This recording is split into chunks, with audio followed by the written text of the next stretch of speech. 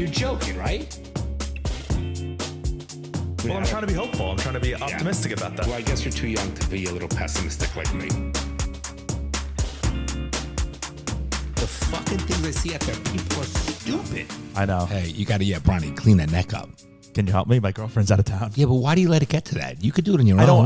No, when I do it on my own, I guess I could do it on my own. And your brother can help you. Look, turn around. Let me see.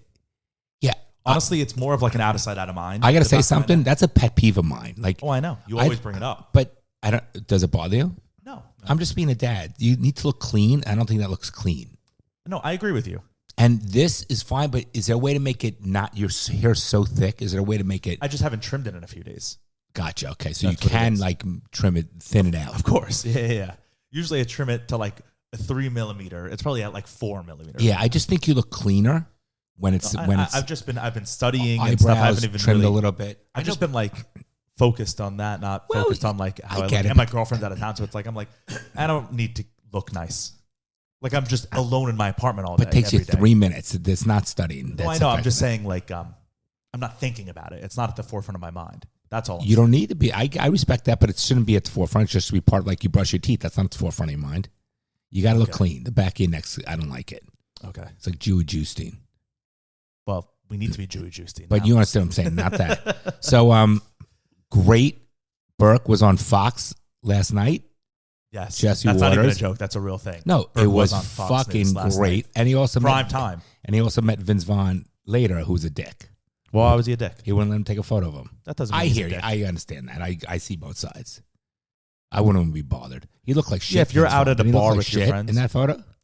He always looks like, in the last 10 years, he's always looked like schlubby, like an older guy. Right. But I don't think it's a dick for a celebrity to be like, I'm Let me not just like, sit and eat. I'm at a bar right now. I'm not going to take a picture because if I say I'm going to take a picture, Everyone with you, else is gonna come. everyone in the bar is going to ask Fair me to enough. take a picture. Fair enough. And then I have to do that. Fair enough. But that's part of your life, and the celebrity and the people made you. I mean, Right, but don't sometimes you want to like? I get it. I remember those days Not with the be- podcast when I was. I remember those days when we walked the street when we used to market it and we were famous. I remember those days walking with Blue in Aspen and people stop us every 2 feet. It was annoying. Or you might have been too young. Blue and Aspen Our dog. and a podcast. No, I talk about when we were famous with the podcast. All right, but you strung that all into one sentence. But that's You what said, I do. remember when we were famous from the podcast, I'd be walking in Aspen with the. You don't the dog. know how I talk already at this point? It did get annoying. Right, but- So let's go back to Burke. Yes, So go ahead. please. No, but I'm going to take a sip of my cappuccino being that I'm rushed. Go ahead. Why are you rushed? Because I'm just rushed. Go ahead. I guess one of Burke's friends or something, or a frat brother of his, reached out to him yesterday and was like, Fox News wants to do a segment on the USC shutting down the graduation. Do you know anyone who would be interested in talking? Burke was like, I'll go on. So him and his friend went on. They like sent them a car, brought them to a studio in LA, and Very they cool. were live with Jesse Waters at prime time, 8 p.m. I think you should play it for our listeners. Okay. Why I can not? play it. So at first, Burke didn't want to go on. He was like a little bit nervous, which I get. And he also don't miss his day party at USC. But for those of you who don't know what's going on at USC. Did we talk about it, USC specifically? I think we did on the No, Patreon. we talked about, I think, the valedictorian being canceled. Yeah. But then not- I think we talked about graduation too. You know, because everyone knows. I mean, you can't be stupid. Everyone knows what's going on. At Columbia, NYU, Yale, all these, the shit's going on. These fucking colleges allowing these. They're not protests. They're fucking violent fucking rallies. It's absurd. So USC now is saying, If anything, they're, even if you say they're not violent, they're calling for violence. Like they Correct. are actively, like there are signs that say, like reinstate the final solution. right, it's all against Jews and They're against the American flying way. terrorist flags such as Hamas and Hezbollah. Fucking assholes, period. So this is the way the world is, and this is why we got to stand strong and get more ammunition and guns. But on a side note, that's a side note. On the real note, so Burke didn't want to do it. Then, glad he ended up doing it. It's understandable to be nervous, but he said it was fine once you get into it. So they sent him a big SUV. He goes with a buddy of his to talk about all the stuff that's going on and how they canceled the graduation, which I think was a terrible thing to do because... Well, so they canceled first the valedictorian speech because she posted something like pro-Palestinian on her Twitter or something. And so they were like, we're not going to have her speak.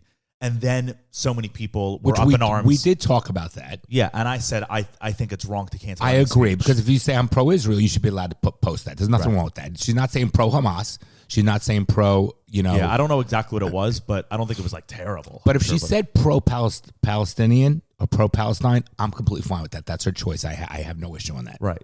And as long as she doesn't put that in her valedictorian speech, it's like you can have any belief you want, personally. So they canceled that, which I think that's wrong to cancel any speech, regardless of what they're saying. But then like there was a huge backlash to them canceling the speech. Like all the pro-Palestinian people were like freaking out at USC's administration about them canceling that speech. So they were like, okay, we're just canceling all the speeches, AKA we're canceling graduation. Well, at first they were like, we're canceling all the speeches. We're just going to have the students walk across. There's going to be no speeches. And just one other thing, Bronny, sorry. USC has the main graduation was like 60,000 people. And then each school, like Burke goes into business school. There's right. That's every college. That's what they do. But I'm just explaining how everybody knows. Yeah, I guess. Okay. So what happened was, for us, we were going to go to, because they don't walk down in the main graduation because it's too long and you can't have 40,000 people do that. But the individual colleges inside the university, they have their own graduation where you walk down. That's the one we were going to go to anyway. Continue. At BU, we have as many students as USC, if not more, and we all walked in the main. Did my mic just cut out? No, I hear you. My headphones just cut out. Oh, there we go. All right, go ahead. I didn't go to my I didn't go to my film school graduation. I only went to the main graduation and I walked. That was the one you went to. Right. I didn't feel like going to two. Right. Well, we decided we're going to go to the smaller one, but go ahead. No, but I'm just I'm wondering why. Like we all I don't know. We all walked, and there was as much, if not more, students at my college than his. Okay. So I don't know. Right. But anyways, they canceled the entire big graduation. They said saying for safety issues. Yeah. So now that's where Burke got to, and we want to play you the skit, which is about a minute and a half. Not a skit, a segment. You know what I meant. But skit means a fake thing. Okay, we want to show you the segment from Jesse Waters, which was last night on primetime. Kaleli. USC students Burke Bloom and Nick Kaleli join me now. All right, Burke, why did they cancel your graduation ceremony? So it started off with our valedictorian. They canceled her speech. They said for safety precautions. From there, they canceled all speakers, which we were very excited for because there's some famous people coming to say some words. To say some words. They canceled the whole thing. Really? That's what a speech is? They said it's a safety issue as 60,000 people come in. But what I'm confused with is LAPD deals with this all the time. If it's concerts, if it's sports, if it's stadiums, go back for a minute. They take care of that. So, but the reason why we laugh because it's so Burke. We know Burke. They canceled the speeches, which I was bummed about because they were going to say some words. Leave them alone. Rewind a little bit. I can't rewind on this. Oh, okay, go ahead. Why can't they do the same for us? And the next part is, where do we go from here? We're a little confused on that part. We're a little confused on that part. Nick, did you even have a high school graduation, or did COVID knock that one out too? Actually, Jesse, we didn't have a high school graduation. The majority of our class actually missed out on our high school graduation because of COVID, and here we are missing another graduation. But this time, it's due to USC's mishandling of the situation and cowardly response. So have you talked to the administration about this? I mean, surely they're going to have second thoughts. Are they sticking with this? When is graduation anyway? Don't they have time to prepare? You know, that's what we thought. Graduation's actually in 2 weeks, and I think it's just a culmination of the mismanagement of this throughout the entire time that's led us to this point. So first it started with passive responses to the entire protest going on. Then it was the valedictorian that they brought on and canceled, which caused an uproar from the other side. And now, on Wednesday, a slow response to a violent day of not only anti-Israel, but anti-Semitic protests on campus, full of hate and anti-American sentiment as well. Yeah, Burke, what are these people like that are encamping out in the quad there? Are they actual USC students? You go to school with these types of people?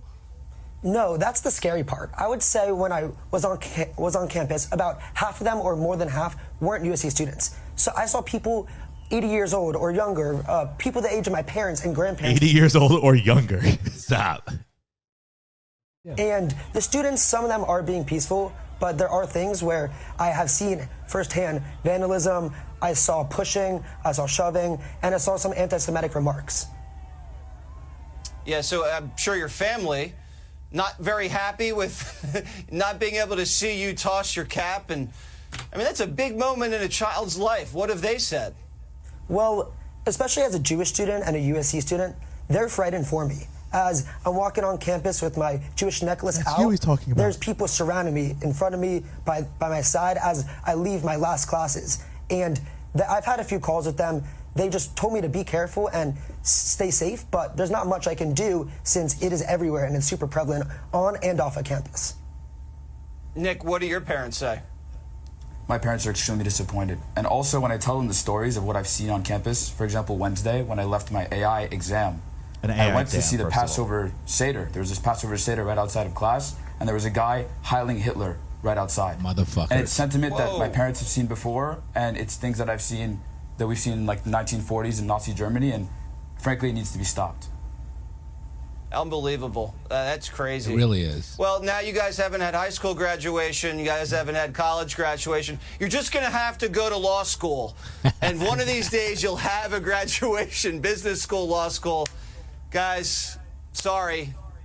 It's unbelievable. You have bad leadership over there. Good luck. Have a party by yourselves and enjoy it.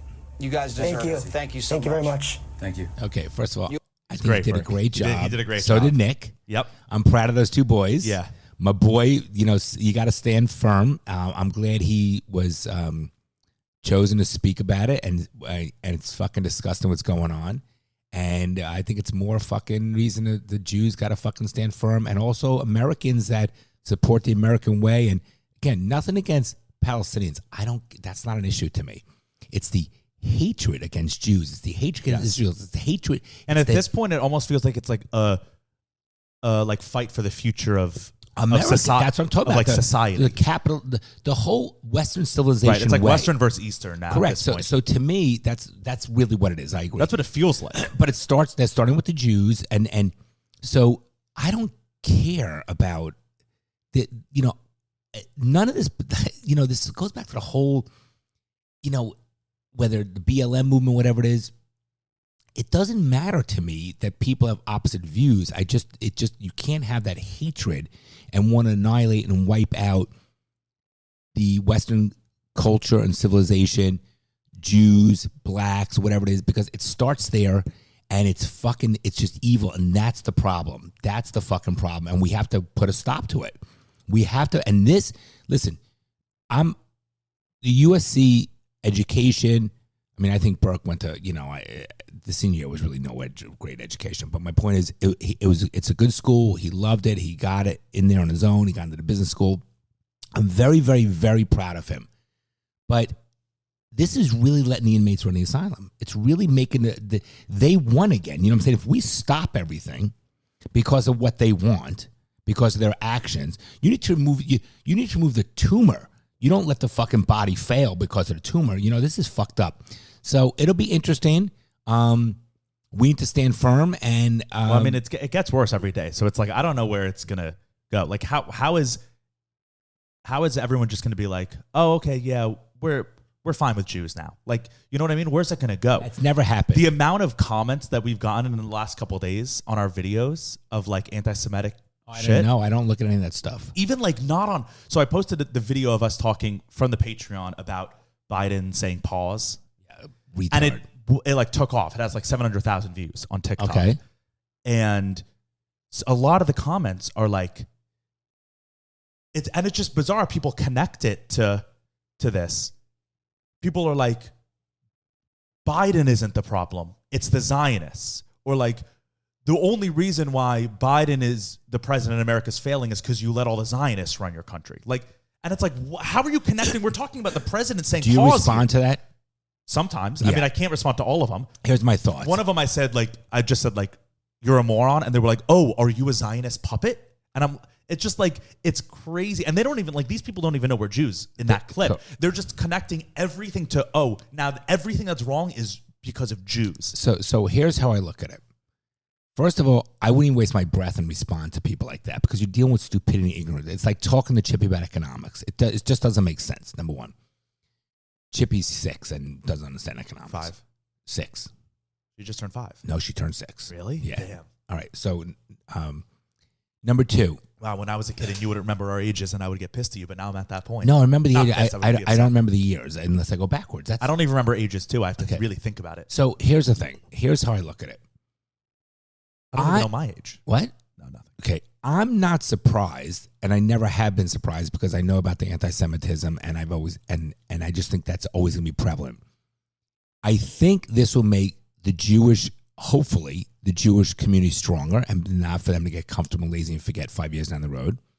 I think Americans that are normal Americans. Right, but what does that do? Sorry to interrupt, but like making the Jewish community stronger, that's great for us, but like it doesn't really help anything because we're so small. No, I'm just let me even finish. if we're I get stronger, it. it's like it doesn't matter. I It's get like it. if an ant gets stronger against a human, it's like it doesn't Okay, matter how but- strong it gets. Okay, but we've always been so small, and we've always been fighters and survived, and have done well as a, when you look at Israel. So I think this will help people who are educated, not ignorant, and there are plenty of good people out there. There still are plenty of good people out there. This brings awareness, and I think that will help support the Israel and Jews. And I think that maybe this will help Jews marry more Jews to not dilute our faith, religion, and ideology. And I don't think you're going to change it. I don't think you're ever going to change it. I know, but it's just so like it's so out and vocal that like I'm glad it is, Bronny. I'm glad I know, it's but come it'll to a head. only keep. It hasn't come to a head yet. Okay, This is just the beginning. I understand, And but that's what's scary. It is scary, but I also think that people need to see that you said it perfectly. It's not a political thing. It's starting with it's they're using the No, it is a political thing now. It's not an ethnic thing. No, let me finish. I don't agree it's a political thing necessarily. I don't think when I'm saying like when we talk about the Dems or the liberals and Republicans, I'm talking about I think it's truly Eastern civilization or ideology versus Western civilization or ideology. I think that's what it really is coming down to because people need to understand that it is. And there's plenty of people from the Middle East that want to move to America and want American ways. They want that. They want the equality, that's why due process. It's important what you're saying, like Western ideology versus Eastern ideology, not like Western people versus Eastern people. No, I'm not It's talking the idea of like freedom and equality, due American process. values Right. versus Islamic values. Right. That's what the difference is. That's exactly what I'm talking about. That's right. And there are plenty of Muslim people that want to live under American values. Yeah. Iran, which is the most fundamental Islamic country, used to be like America. They had, like, when the Shah was in power, they had more freedom than we did almost. Like, they were just on track like America. And then the fundamentalists took over. Right. So it's not a who they are as people. It's that's exactly what I'm saying. saying. Ideology. That's exactly what I'm saying. And I'm right. just saying that's a good so distinction. I don't care about where you're born, what you believe. I do have a problem with. I'll give you an example. If a Jew said to me, "I want every Jewish ideology and Israeli ways in every household in America," I'm like, "You're a fucking retard." I don't agree with that. I think that people should be whatever works for you. And if you want to live in a community that's, let's say, predominantly Jewish, or you live in a community that's predominantly Islamic or Muslim, whatever, that's great. Live in that community, but doesn't mean the whole world has to follow your fucking views. So, like I said, the ideology is the fucking problem, and I think the America, whatever you are, whatever your beliefs are, faiths, whatever it might be, wherever you come from, if we don't put a stop to this, it becomes a one world order. And that's a problem. Well, and I it's don't know going to if it'll become happen. a one world order, but America will definitely cease to It be will become what America is. And just like Europe is, remember when you went to France, the issues, whatever, what's going on. No, but everyone was against that. People were actively fighting against it. They aren't here yet. I get it, but Bronson, what I'm saying, but it's somewhat a little late. That you can't, we're having, like we talk about 1 or 2 kids, they're having 5 kids, and it's a different ideology, and there's a different mission and goal in mind for 1 or 2 generations down the road. We have to become aware of it and stop it, not put our fucking heads in the sand, and not be afraid to walk, and not be able to feel afraid to oppose the protesting, and to not allow. Protesting is one thing, but not allow the violence that incite riot that we talked about many, many times. And that's a fucking problem. And people are doing things out of fear. They're making decisions out of what they think is the right way to do or the easy approach. Making a decision that's easy, anyone can do it. It's making the hard decisions and coming through on the other end that makes that makes a difference, makes you a man, makes you a leader. That's what we have to do. We can't deal with the easy stuff. Anyway, we have to handle the hard stuff and make the right decisions based upon that. That's my opinion. But Burke, great job. Nick, great job. It's just so interesting to me how, like, the left. I'll show you this video that's like going around now from one of the like leaders and organizers of the Columbia That's like university you're talking about. Yeah, right. Like the Columbia protests, because they've now, like, the left has associated, and the reason why this has gotten so big on college campuses, it's like they've associated now Jews as white oppressors and then Palestinians as minorities being oppressed. Unbelievable. Where it's like, first of all, Jews aren't white.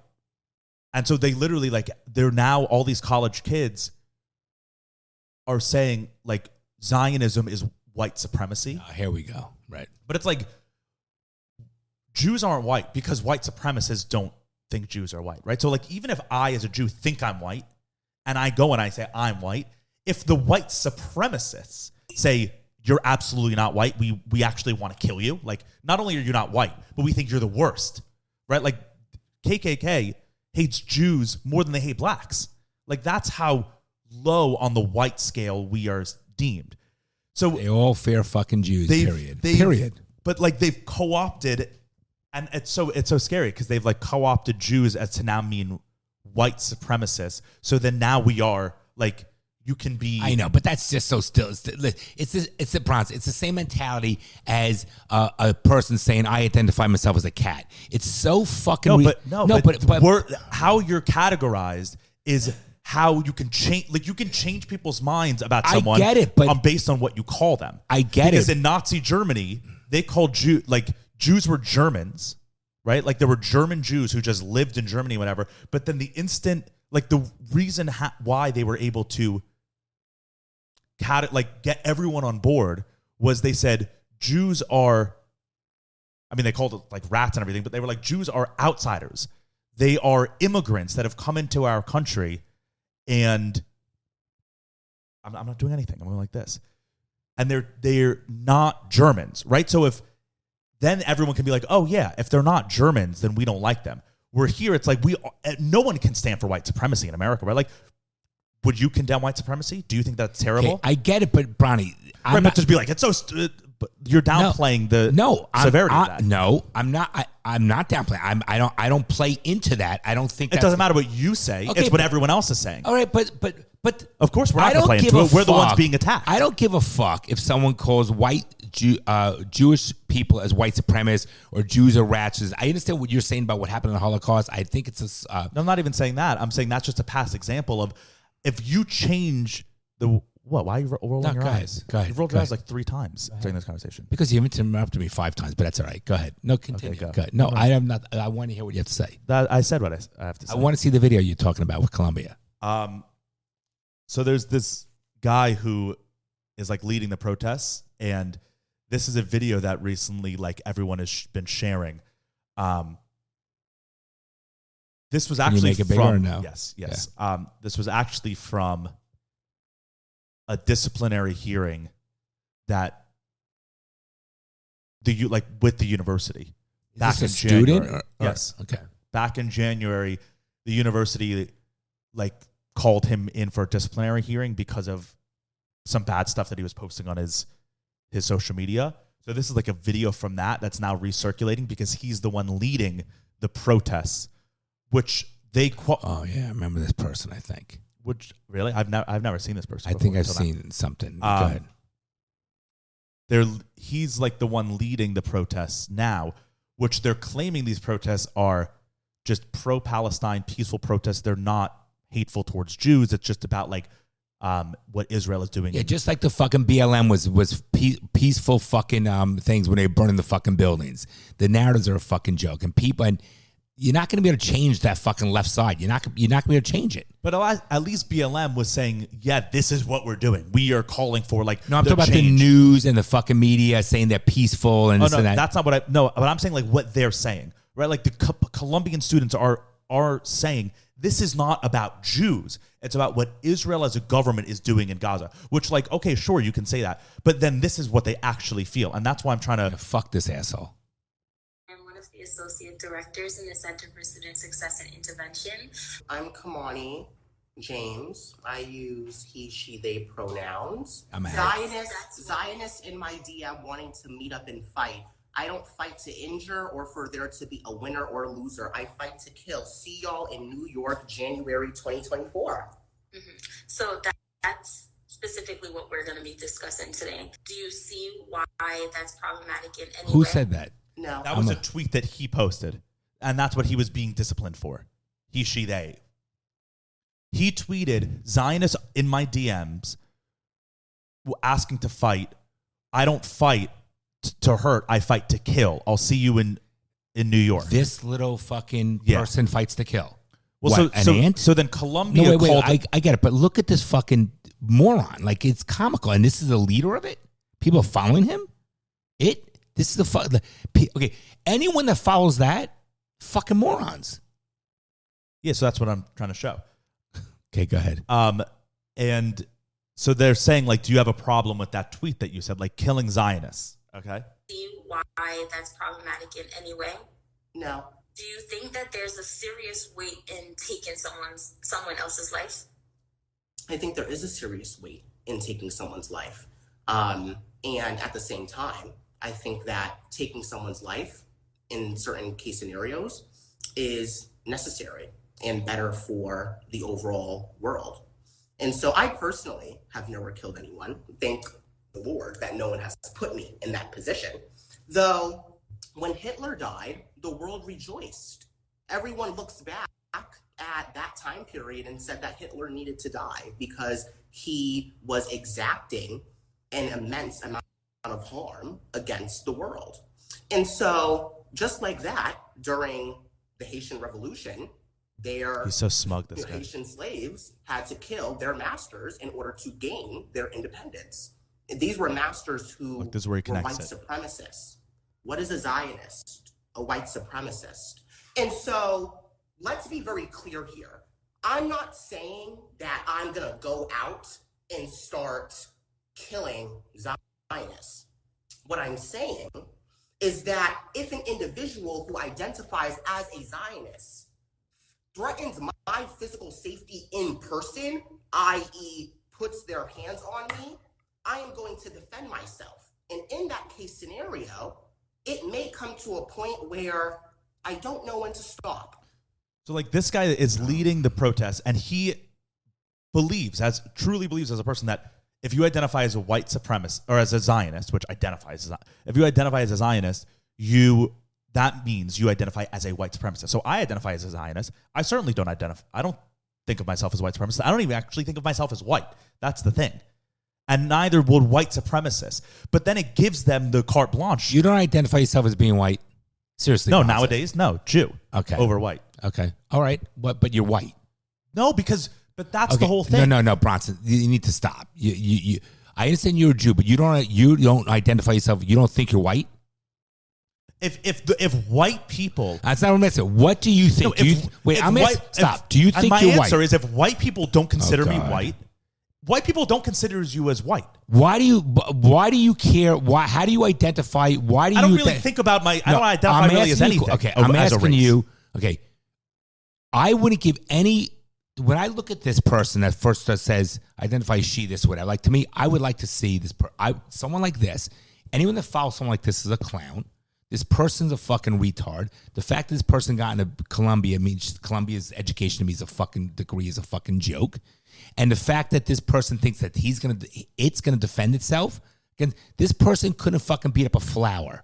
But I don't look at it.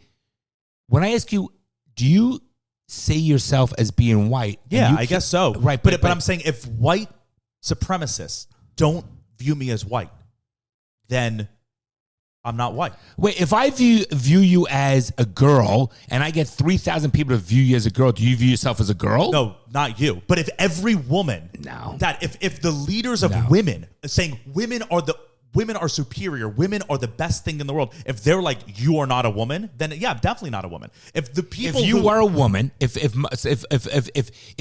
5 million women said to mom, you're not a woman, you think mom's going to identify herself as not being a woman?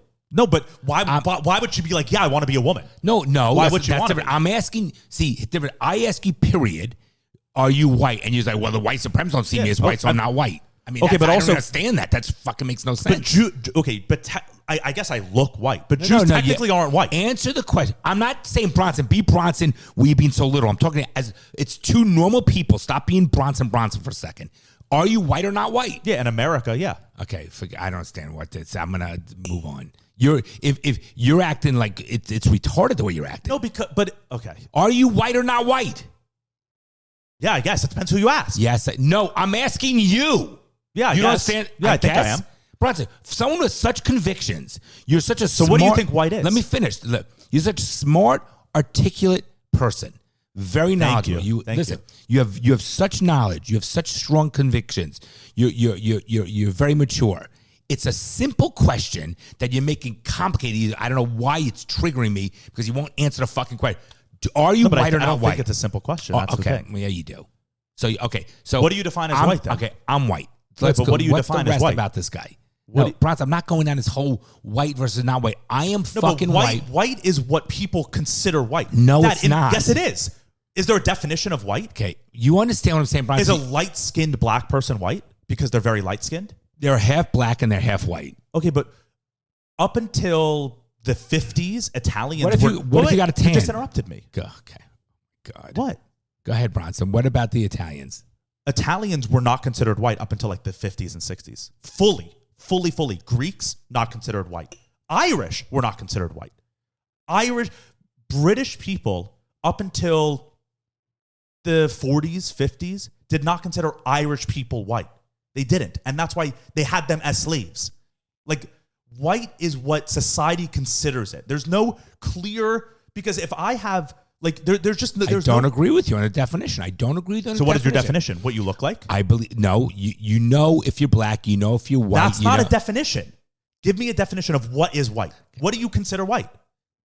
Someone who is white, Caucasian. Someone who's white. Oh, a Caucasian. So now that's different, right? Because British people are not Caucasian. When I asked you, are you white or not? You took 20 minutes to answer that question. No, but okay. So you're saying it's very simple. You're giving remember when we talked about the whole like. It's like defining love. It's like defining love. It's hard to define. You know you fucking white. You know when you're in love. So then when the whole trans what is a woman thing, and we talked about that documentary, and the documentary was based off the simple question of what is a woman, and they would ask women that and trans people, and they said a woman is a woman. You just know, you feel it, and then we were like, what? That wasn't what it was. No, and we were like, that's absurd. That they can't, if they're claiming that they're women, but they can't give a definition of it, then they can't claim they're women. Our definition of a woman is you have an X and a Y chromosome. Scientifically correct. There's men and women. So what's your definition of women? How you're born with the sex. Okay, so what's your definition of white? How you feel? No, that's we what are you white. just said. You said white is how you feel. My parents are white. Okay, but they wouldn't be considered white by other people. Actually, they would. I just think the way society's become now with social media, they're trying to separate. And they weren't considered white in the 40s. And I won't let it separate. Yes, they were white. Okay, wait. When they were white. What year was Pa born? He would have been in the early 80s and mid 80s. So that's 85 years ago. So what would that be? So 30s? Late 30s, maybe? Okay.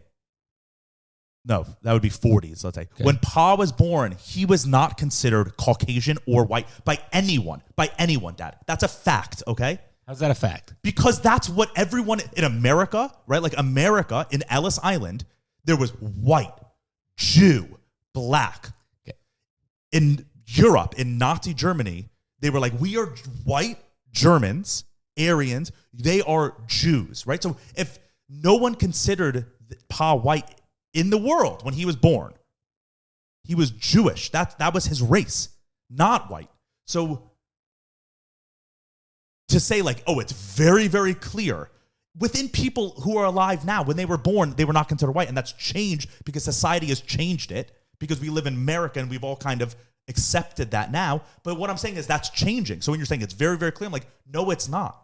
And then you're getting all mad at me. I'm not getting mad. You said I'm getting very triggered because I'm asking you a simple question, and I'm saying I don't think it's a simple question. Okay, it is if I ask you, are you white or not, and you spend 20 minutes going, and I don't want to go around in circles because people don't want to hear this, but that's where I'm getting triggered. I want to watch the rest of this fucking retard. Okay. Is it worth it or no? It's like 7 minutes. No, but I just wanted to. Okay, so because there's other. To me, when people follow someone like that person, it's a fucking idiot. And those things, when I like to get in a room one-on-one with that stupid fuck and beat the shit out of that person, watch them choke in their own fucking blood. Because there's no good to that person. This is another... He posted right after that on his Instagram, I think. And so, be glad, be grateful that I'm not just going out and murdering Zionists. I've never murdered anyone in my life. Why you got to be grateful about that? I hope to keep it that way. Pause. Like he's. Now, you don't think the FBI should be on this person be on a watch list? Of course, but get ready. You want to watch this? Where's this person now? Can I reach out to this person? They're on Columbia protest. This was taken yesterday. This was taken yesterday on the Columbia campus. This is Ilhan Omar, who's a congresswoman in our government. Yep, that's the problem. This is the problem. Went and visited the thing, and then look, he shows up. The guy who we just talked about shows up. Where is it? He's coming. That's him, the big guy with the... Look, and Ilhan recognizes him. Look. We're family. 1 minute. And then they're shaking hands. I want to watch this. 1 minute. Yeah, this is a problem. So this guy who said, be grateful I'm not going out and murdering Zionists, because I might come to that, who's leading this protest that's not against Jews. It's about pro-Palestine, which no, it's not clearly based on what he said. And look at that. And then congresswomen are coming and shaking his hand and saying we are family. Is that unbelievable? That's the problem. Right, but yeah. No, that's the problem. Because guess what? The fucking people are voting these people in office. No, it's a fucking problem. What about Biden with OAC? Right? AOC. You saw how he was walking with her and hanging with her and the whole fuck. I figured it was something on Fox like a couple of days ago showing how fucking pathetic it. I mean, it's I forget what it was. What does that have to do with meaning how these Muslims that are in office that are AOC's not. But that same I understand. But that whole fucking pro. I don't say pro-Palestinian because that sounds negative. Okay, because I'm not saying. Not pro-Palestine. Because I have nothing against Palestine. I have a problem with the fucking ideology of these fucking toxic people. That's the fucking problem. They're getting in office, and then the Americans vote them in. The fucking progressive, stupid fucking people vote them in. But that's of course, Americans would fuck up. Yeah, but that's what we're saying. It's like you said, these Muslims in America, they have 5 children. We have 1. That's the problem. That's what I'm saying. Well, of course they're going to vote them in. America is a democracy. It's representative of the people. So, of course, there's going to be Muslims in office. If there are anti-Semitic people, which we believe that there are a lot of them because they're all showing their age, of course there are going to be anti-Semitic Congress people representing them. I agree. And I'm saying the same. That's a big problem. That I think that, look, I really don't know what the answer in the future is. I don't believe within 2 generations from now, America is going to be anything like America now. There will be no more capitalism. There'll be no more Western civilization. You do believe that? You mean? I do not believe that. Oh, okay. I believe that in 2 generations from now, that white Caucasian will be talked about like in the past. Wait, you're saying I don't believe that I believe that there's major problems. That's what I think. You said I don't believe that this will happen in 2 generations. I just wanted to make sure I understood. I didn't understand. Okay, no problem. I think that in 2 generations from now, America will no longer exist in that regard. I think that Caucasian will not be a box checked off. It'll be in applications. I think that we are fucked beyond belief, and I think there needs to be some sort of fucking alternative. I don't know what it is. Maybe people more the capitalistic America way, or the people will move out of the country, because I won't be alive, but I do think it's a major concern for your generation and for your children's generation. I think it's a huge fucking concern, and America better wake the fuck up. Trump better get in fucking office and change his shit. That's, by the way, at this point, I really think that it's too late. No, not too late. I think Trump being president will make all this shit worse. Okay, but it might have to get worse. Because there's going to be backlash, but it might have to be worse to get better. You might have to take 2 steps back to go 1 step forward. But I think that at this point, it is a major fucking problem, and someone needs to put the fucking brakes on and stop this because it's coming in so many different fucking avenues over the border, our government, social media, these fucking universities. Yeah, no one talks about the border anymore because this is all correct. Everyone talks about. So it's meanwhile they're just still coming through. Correct, by the drones, like millions and millions. So these are problems, and I don't care about the fucking backlash. I think as long as we stand fucking firm, and I don't know, man. Fucking maybe, like you said, because a lot of things you say did have come through fruition. Maybe the states break off and create their own fucking governments and independent from the federal government. Because Florida right now I don't foresee Florida in this current state, the way it is, getting like this. I don't. But we're still part of the whole United States of America and the whole government.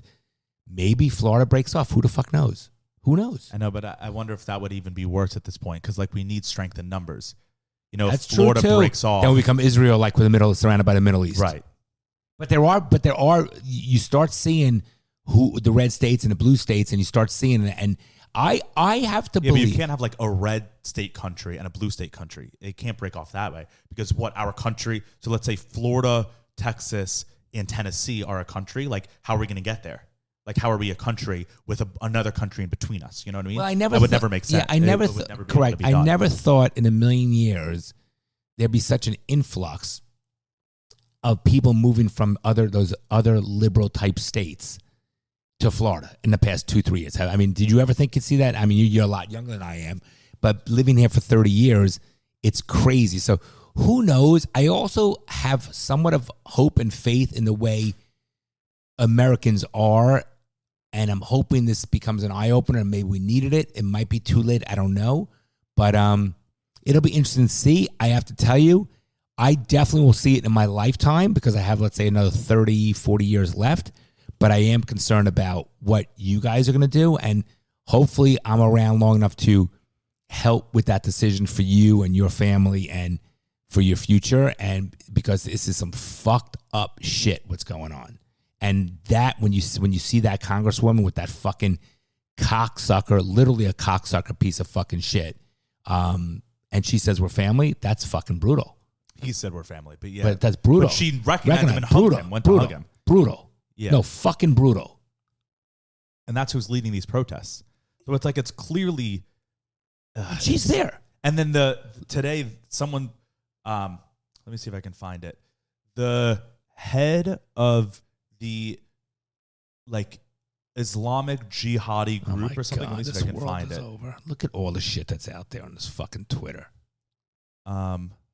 Twitter. This is right? Twitter. I can't find the exact thing. I think it was the head of the Islamic jihad group, who was a known convicted terrorist. At least that's what people said. He's on the convicted terrorist watch list of the FBI. His wife is at the Columbia protests and in a tent now. And he tweeted, he was like, my wife supporting the brave students for a great cause. And everyone was tweeting you're a terrorist. So this is a terrorist wife supporting. The whole thing's terrorist. So it's right. It's just all, but that's what I'm saying. I keep trying to draw the lines because they're going to say, no, this is about what's right. This is about, we're pro-Palestine, not anti-Israel, all this stuff. But it's if you're associating with terrorists, if you're flying flags of terrorists, if you're saying you better be lucky that we don't murder you, that's your leader saying that. It's then you guys are terrorists. 100%. But that's what I was saying before. So do you think that's freedom of speech? I mean, what he's saying, no. I can't find this. It's so fucking retarded. People are fucking idiots. People are fucking idiots. But yeah, I mean, but if you're a 20-year-old liberal student who's against white supremacy, because hey, I'm also against white supremacy. I will actively say, yeah, of course I'm against white supremacy. That's so idiotic and evil in this world to be a white supremacist. But then if you're a liberal student and you're listening to all these people saying, yep, Zionism is white supremacy, then you're going to be like, yeah, okay, yeah, I'm against Zionism because I'm against white supremacy. And that's what's such a problem about this. It is, but because you don't have to be like, it's, yeah, sure, you're an idiot, but ignorance is a big problem. We know that, right? Those are ignorant fucking people. And it's social media spreads this like a fucking cancer. That's the problem. If this was shut down, they need to shut this down fucking sooner. But but also social media is a blessing because like we can learn and call out all these things. But I meant shut down the university shutting it down, not social media shut down. Okay. So what I'm saying is that this stuff is when it gets to the point where we clearly know, like, you know what's right and wrong. You know what is really a protest and not a protest.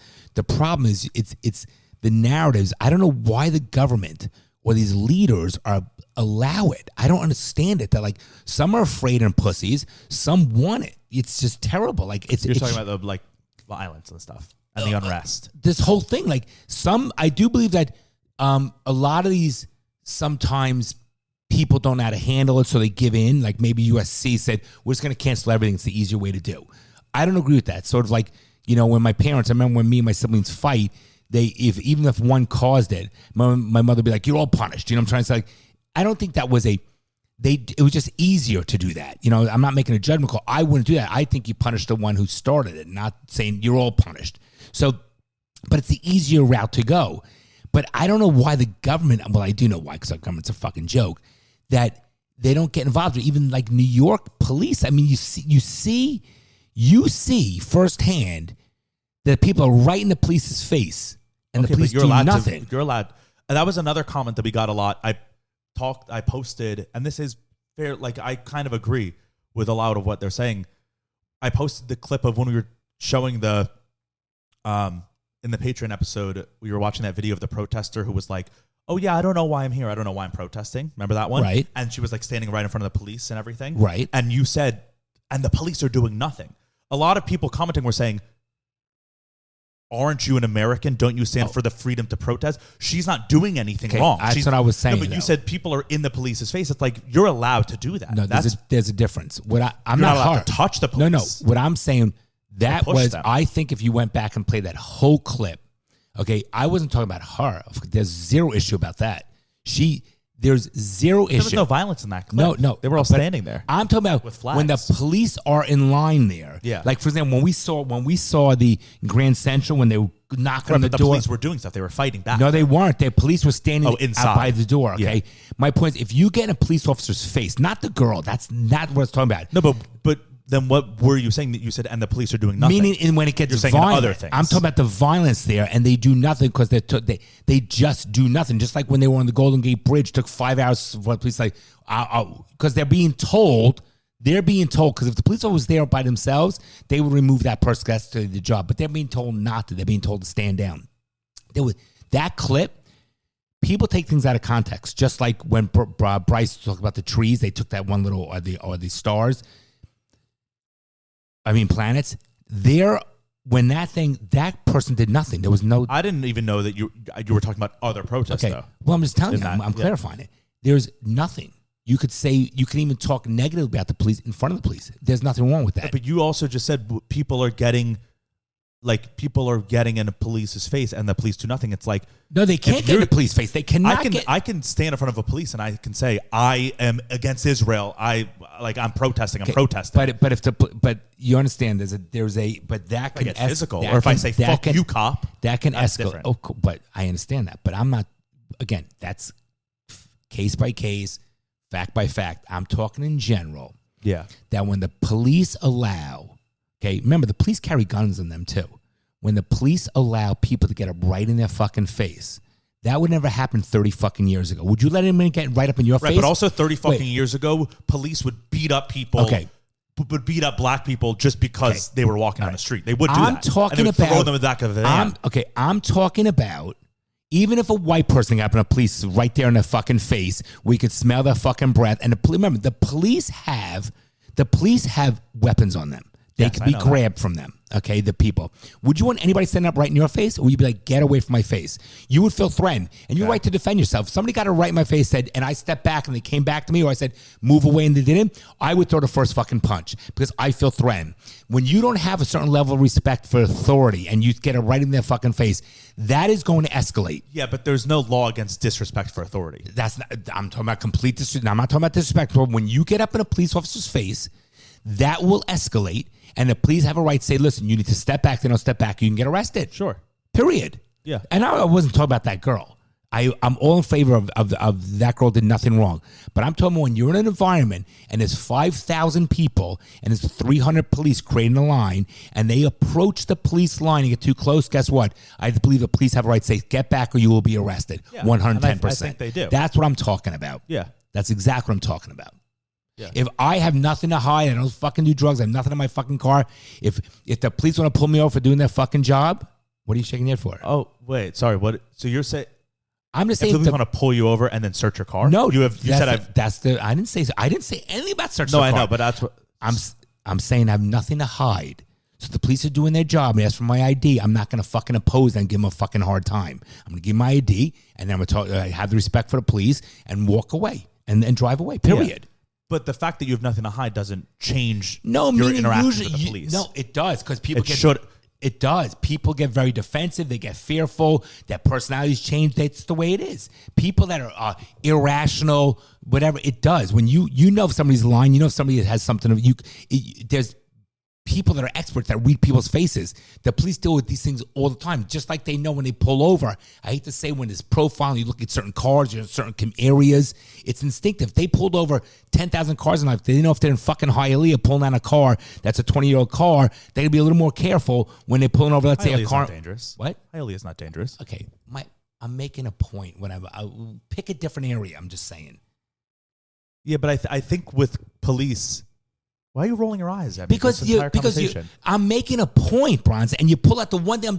So I made a bad analogy of the fucking little city or town, and that's the one thing you do to break up my point. Are you listening to conceptually what I'm saying, or are you getting so little saying, well, was it a male or a female? Was the police 5'4" or 6'2"? What kind of car was the 20-year-old car? You understand conceptually from a conversation when I'm talking about saying, I'm trying to say that the police have to use their judgment, and if they are experts in the field, or just like when an adult might be able to see a circumstance before a 20-year-old kid sees a circumstance because they've been living for 60 years as opposed to 28 years. There's certain things called instinct. There's certain things called life experience. There's certain things called experience. So I'm sorry I chose Hialeah. Let me pick a board.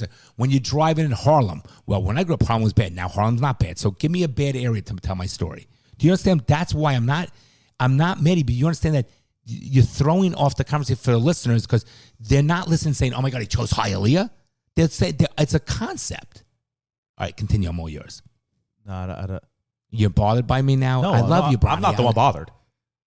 I'm not the one bothered. I don't know what were we talking about? The police. I don't think that. I'm just asking you as a smart person, you understand how if you were telling me a story and you're about something I said, but a blue shirt, and you're like, that has nothing to do with the story. I'm making a point that why would the person wear blue when they're being filmed in a blue room? They're going to blend in, right? But that does have to do with the story. And you said profiling. You said profiling in Hialeah. If they're in Hialeah, it's going to be different. And I was like, no, but that's incorrect, and that's the entire point of your story. Okay, no, so never mind. We're never going to agree, Bronson. I love you, but you're fucking 110% wrong in that thing because it's you're getting fucking literal, and it's fucking retarded. That's what you get out of it to interrupt it. That pick another. Let me say the story about a different town. Give me a bad area that you think's a bad area. Can I use Overtown? Use whatever you want. All right. What else you got? I have other things, but we're almost at an hour, and I don't want to go into a whole other conversation. Let's go into one more if you want. No, I don't have anything that's like short. I have do full fatherly advice? Yeah, sure, we can do that. Okay.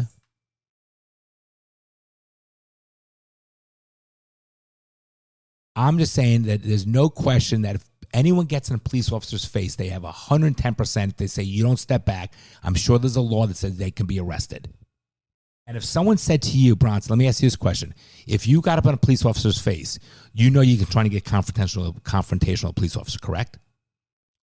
If I get in a police officer's face, I'm trying to get confrontational. You know, okay, if you were to get up into a police officer's face, right in his face, you know that you're trying to be confrontational. Would you agree with that?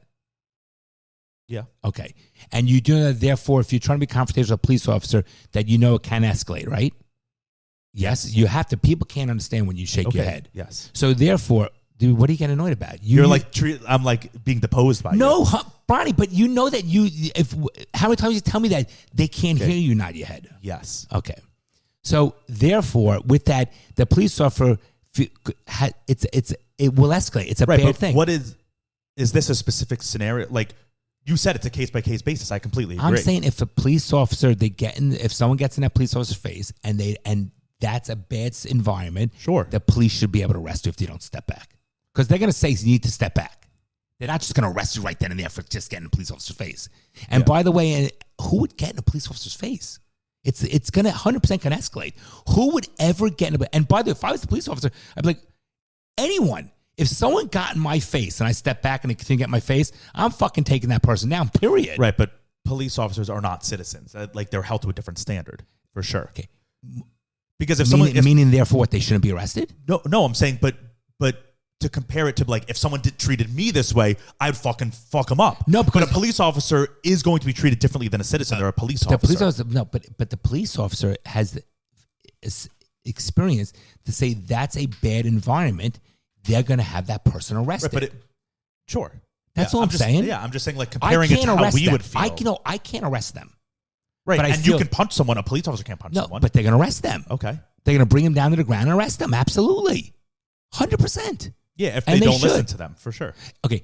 If someone gets in a police officer's face, the police officer is going to say, you need to step back. Yeah. And they're not going to step back, then they got to bring them down. Because that's a threat. Sure. That's all I'm saying. Yeah, I don't think anyone would feel differently.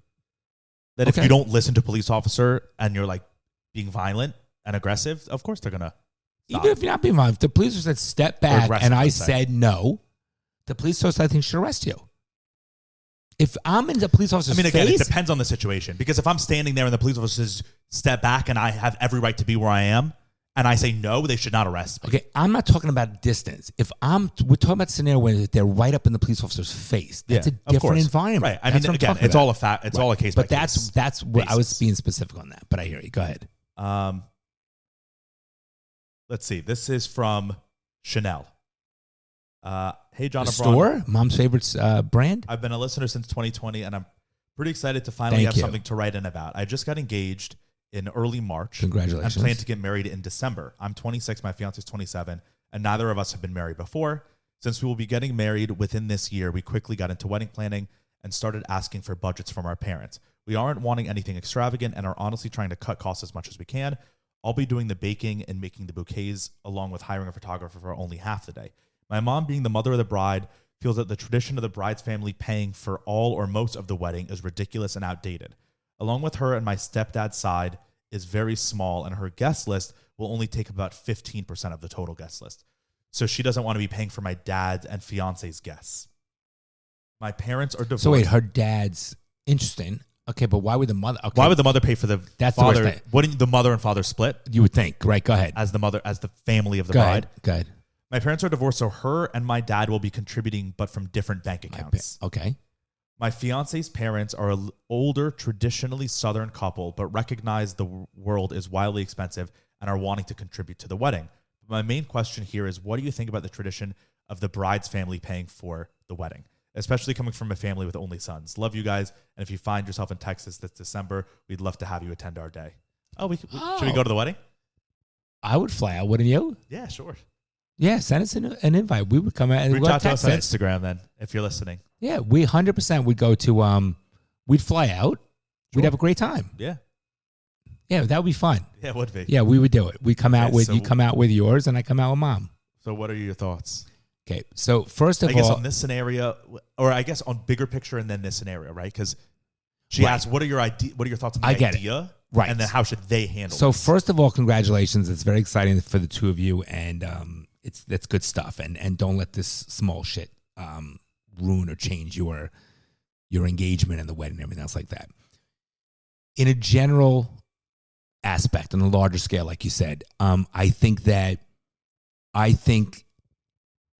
it should be equal. Meaning, I think that the groom's side should say to the bride's side, of course, I would defer to my son. Let's use you as an example, okay? You're not engaged. Damn it. But let's assume you were engaged. I would say to you, Bronson, I want to talk to your fiance's parents. And here's what I want to talk to them about. Do you have any objection to me talking to them? Because I think I would go through you first and let you, because I don't want to overstep my bounds. And I would say to you, the reason I want to talk to them is I want to say, listen, we want to take part. I'm not taking part in decisions. I'm leaving up to the kids. But economically, we want to pay half. We don't want you to pay for it. It's your call to decide what you want to do. But I'm offering to pay half because I don't think we feel it's just as much our son's wedding as yours. We defer to our son and your daughter. But I want to let you know that I'm not looking for a free ride, and I'm willing to pay half. Let us know. The kids will let us know what it is, but we want to take part in it. You don't have to give me an answer now, but I just want to give you food for thought. That's what we want to do. We want to we want to extend it out to you that we're not expecting to pay the whole thing. That's what I would go to you first to see if that's okay. And then you might say, no, let me handle it, my fiance, and let her talk to her parents, see what the deal is. But I plan to have a kind of very nice, good relationship with my son's in-laws because I would value that extended family and I want to make a nice relationship with them. So that's what I would do as a father of the groom. Does that make sense? Yes. Okay. With regards to her, Chanel, you're first of all, I'm sorry, Bronny. Go ahead. But Chanel, you make great handbags, by the way. Go ahead. I agree. I think it's pretty outdated. The idea, like, why should the bride's family pay for the whole thing? That just doesn't make sense.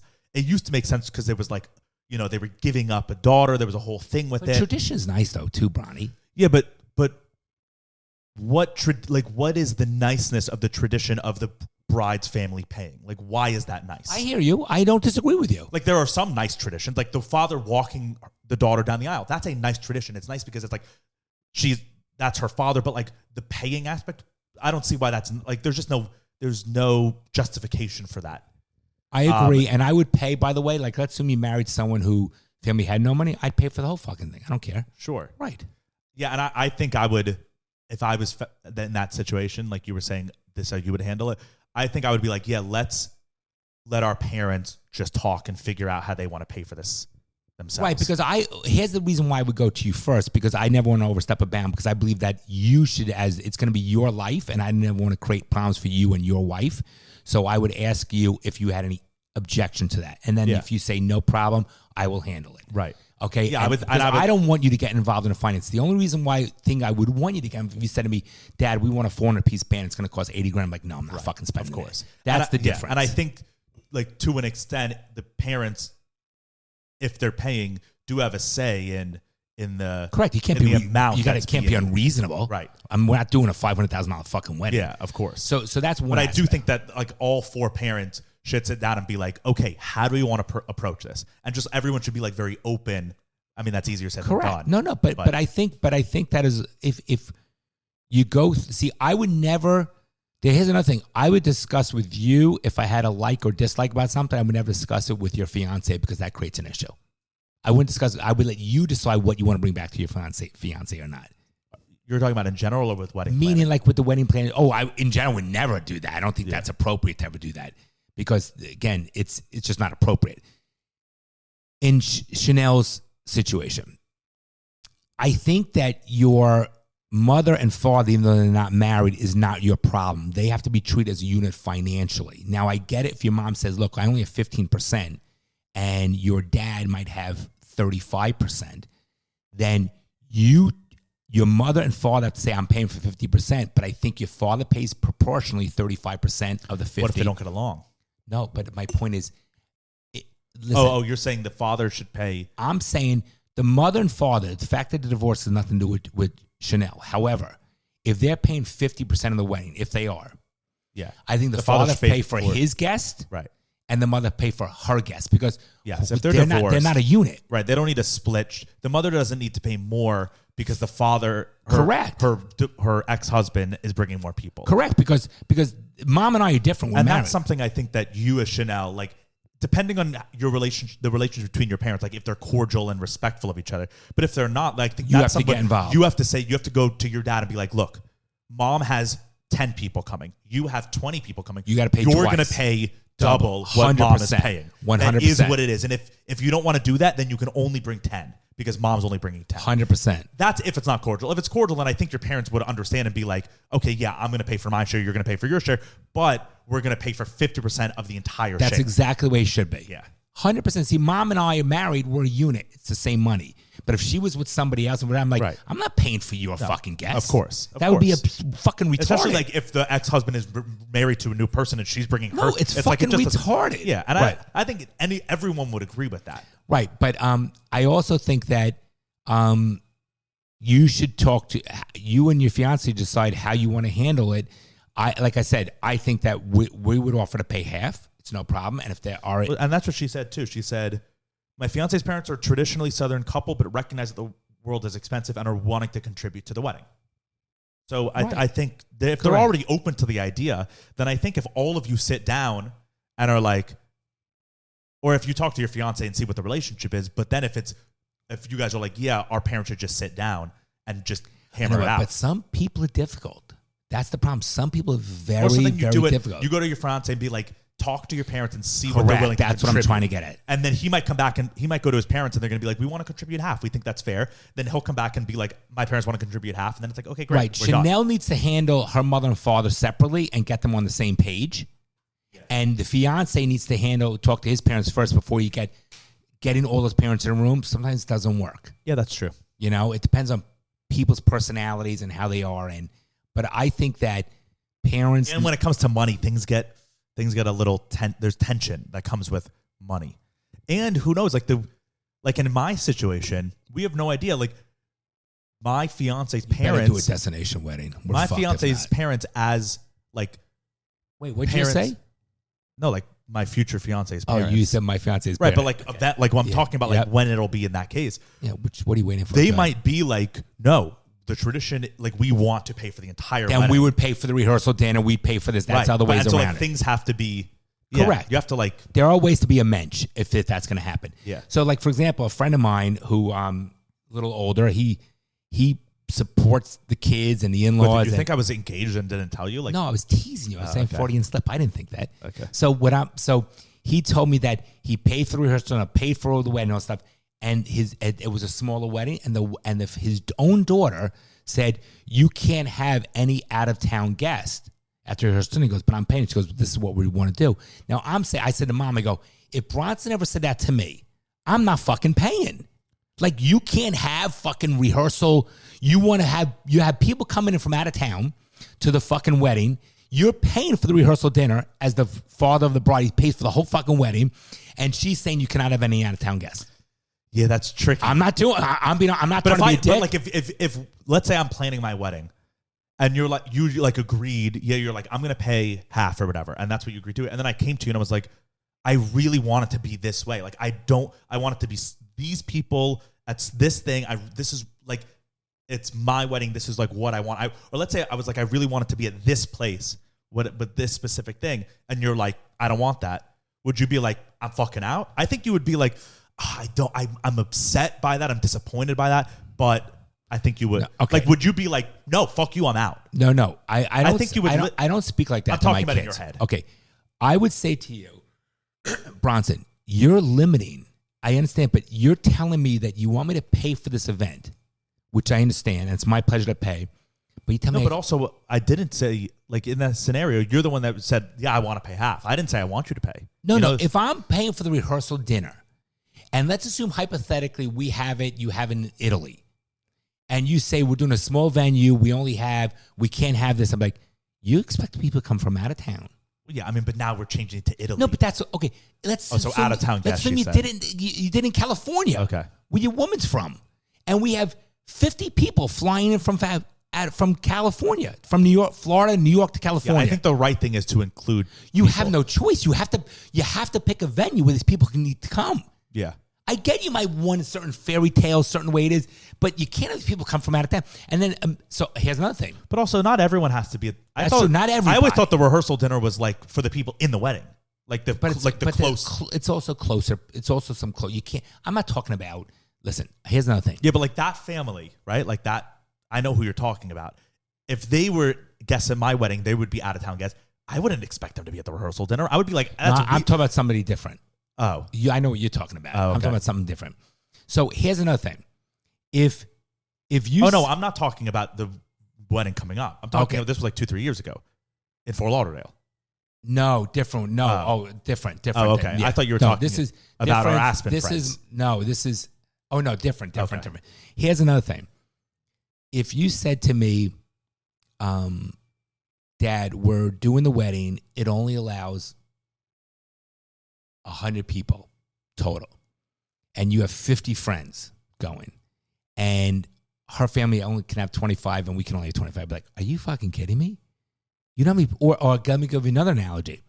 If you said to me, her side's going to have 100 people, you only allowed 40 people. I'd be like, no, I want the same amount of the brides.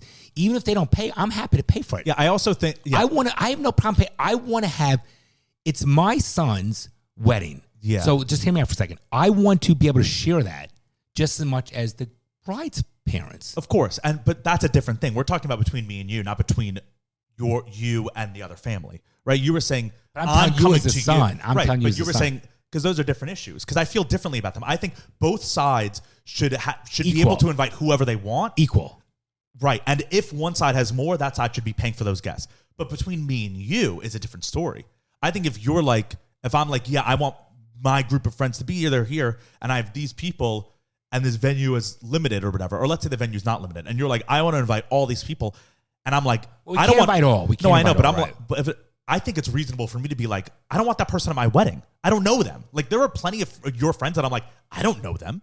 Why would I want them at my wedding? Okay, because here's the thing. Like, if I don't know them. I understand, but don't you understand that there are people, for example, that it's your wedding, I get it's all your day, and I agree completely.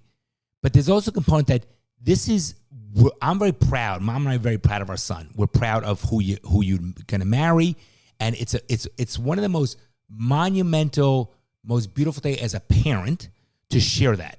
So yes, and I agree that it is also, it's not just about the children, the wedding. It's also about the parents. Correct. So to me, there are people that I've known for, let's say, 30 years, for example, that you might say, I know of them, but I don't really know.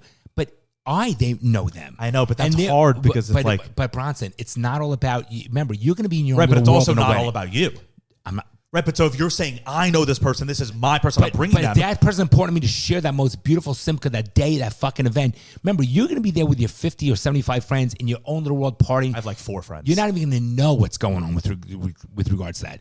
But you know, listen, we're not even there yet, but I'm just saying. I know, but I don't know how I feel about it. By the way, here's how I feel. I feel that if your parents at your wedding, I don't know what happened, but I feel like if your parents were like inviting all these people that you didn't know, I feel like you would be like, no, but we, okay. First of all, you know most of our people, so that's not really, you know, the reality. You know most of the people that are important in our life that, you know, our family. You know these people, but there are also like some people that you're close friends with that I would be like, I don't know if I want them at my wedding. Okay, but that's part of our list. Well, we make that determination, not you. You might say, here's the place. It maximum holds 60 for each side of the family.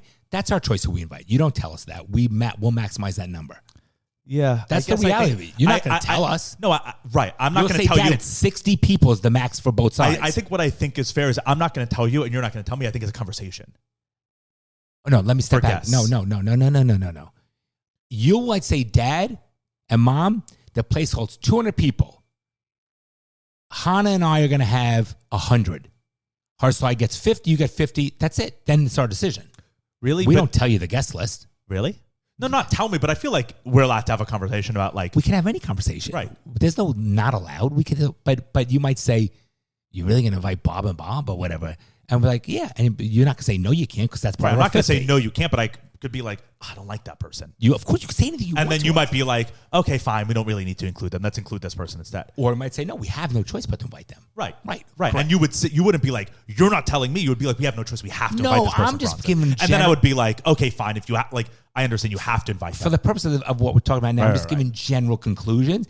But I'm not saying with an iron fist. I'm saying we have a close family. We talk about everything, so it's no problem. For sure. But I'm just trying to get it. So in a perfect world, couldn't be happy if you did a destination wedding out of the country because that would limit the amount of people because that makes our life a lot easier. Because Mom and I are so social. We talk about this. It would be brutal on how we limit it. Yeah. And by doing a wedding out of the country, you automatically chop it in half. You can invite double the people. More than half. Right. You can invite everyone you want, and probably 30-40% of the people are actually going to come, of the people you invite. Yeah. A lot of our friends, close friends, would come, but I got to tell you, it makes it a lot easier. For we have hundreds of people. It's absurd. Yeah. It's absurd. No, it's absurd. And I know, it has to be narrowed. But there's also a lot of people that, like, you guys are so friends with so many people. Too many. But not to the level of, like, oh, yes, you're an invite to my son's wedding. I get it. No, I get it. There's different levels of friendships. But we still have a big outward But there reach are circle. certain people that, like, even if you're not, like, close friends with them, there are certain people that you just have to invite to your like my children's CPA, who weddings. I love for years, has no choice. Right. My financial advisor. Right. That's what I was thinking of your financial advisor. I wouldn't be like, oh, yeah, he's someone who I would like be like, oh, yeah, of course he's going to be at my wedding. But he's someone that I guess you just have to invite. Well, because that's what you do. You just have to invite. We are close in a way where not we socialize, but from financial. And remember, he's your future. Yeah, but that's what I'm saying. Like, there are certain, like, of course, as a kid, I'm just trying to think, like, you have to be mature and be like, this is an event that is more of a, like, there are certain people. It's just like at a birthday party. Even though if it's my birthday party and it's my day and I only want the people that I want to be there, there are some things that you just have to do the right thing and invite people and include people because it's what you do. Listen, even if you don't want them to be there. I'm going to keep it very simple for you because Mike, my CPA, or not CPA, my financial advisor, I want you to be there. Okay, listen. I will tell you, I'm going to make it very easy for you because we never want to create stress to you guys. Wherever you do it, whatever you do, we're fine. I'm just saying I want the exact amount as my future in-laws. Yeah, I think it would be unfair otherwise. Period. That's all I care about. Not exact amount. I want the right to have it. Right. Because if they're like, we only are going to invite 30 and you're like, I'm going to invite 80, you shouldn't have to be cut down to 30. Correct. But then you should pay for the 50 and extra. I'm 100% fine for paying for the extras. Right. 100%. I think that's I don't need anybody paying for me. Yeah. But I'm just saying, and if you do a small venue, before you commit, we need to talk about it because if you say we're only on 30 people, I'm like, I can't do that. Yeah, I don't think that's going to happen. You'll talk to your future wife. I don't. That's your decision. I don't think that's going to be the problem. But I think the problem will be like we have to get bigger so that we can fit everyone. And I'd be happy if you did that in out of the country. Me too. But that's between you and your future wife. Yeah. All right, okay. Chanel, we hope we answered your question. We wish you the best of luck. And if you're listening to us, which I think you are, send us an invite. Maybe we'll come out there in December. It'll be a lot of fucking fun. Yeah. All right. Ronnie, love you. Bye, everybody. You're joking, right? Well, I'm trying to be hopeful. I'm trying to be optimistic about that. Well, I guess you're too young to be a little pessimistic like me. The fucking things I see out there, people are stupid.